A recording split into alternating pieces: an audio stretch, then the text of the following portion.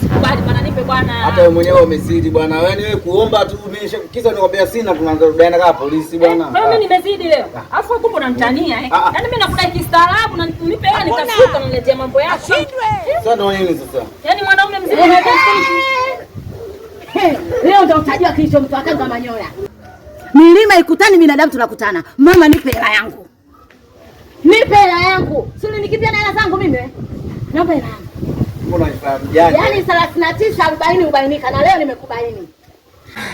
Sasa kuna 42 shoga yangu na wewe. Mimi mwenye mtu wa kazi. Hakuna 42 wala 45. Mama nataka hela yangu.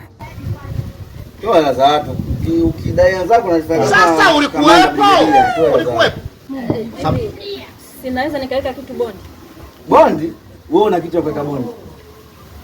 Hata sofa una. Unaweka nini? Wewe leo nikatajie. Wewe usiniletee kombe.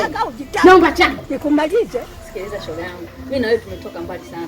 Alafu tuna kitu kikubwa sana cha kuweka bondi, wewe ujui tu. Hakuna. Ashindwe. LOL. Sasa. Yeah boy. Wewe kwanza kaa sawa. Yaani ona ni ufu. Shoga yangu. Wewe unanichekesha kweli.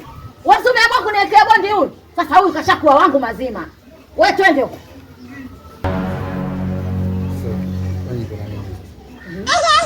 Mtoto wenyewe mzuri shombe shombe, unalipa kabisa.